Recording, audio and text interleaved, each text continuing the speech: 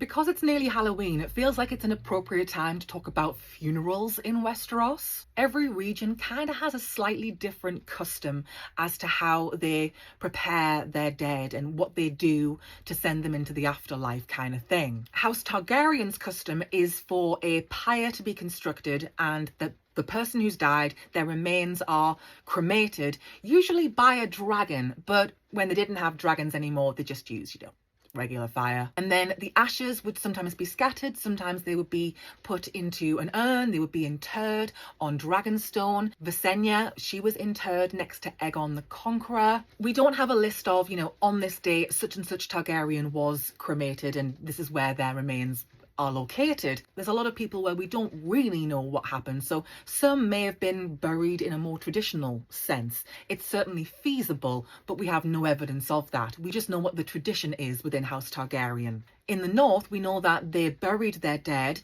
and in the Stark's case, they buried them in crypts beneath Winterfell, and these are crypts that are specially made. Everyone has their place. There are statues outside, swords, everything. And if you're in the north and you don't have a crypt of your own, they would build basically like a mound, and that would be someone's resting place. In the Riverlands, we have the example of House Tully. This might not apply to any other house, but this is what the Tullys do. They put their dead on a boat and they are put out onto the river because Riverrun's castle is literally on the river. So they are cast adrift, and the idea is to set the casket and the boat on fire. Because the Tullys are at one with the river, it's kind of appropriate that that would be your final resting place. There is a custom within the Faith of the Seven that a body is laid out basically in state for like several days, up to like a week, and you start to see that the bodies turn and start to smell. We see it with Joffrey and Tywin, they're there for a while. Within the Faith of the Seven, you have the Silent Sisters. They are a group of women who do not speak. They have taken a vow of silence, and they tend to remains. And what normally happens is it's the bones that are returned to someone's family, especially if we're talking someone highborn.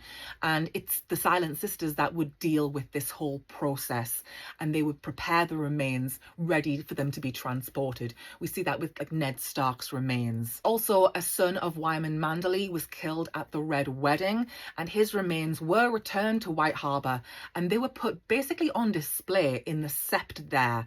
And it's kind of a reminder of, we have unfinished business here. We want to avenge what happened to him at the Red Wedding. So his remains are out, like literally adorning part of the sept.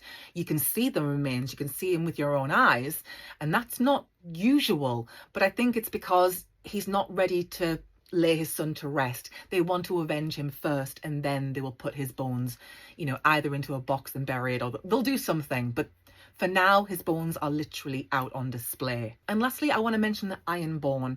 We know that they believe everything is associated with the drowned god, and that when you die, you want to be at one with the water again. Their version of Valhalla is basically underwater, like you will go to a watery grave kind of thing. And that's what they do. They basically cast you off and you will slowly sink to a watery grave.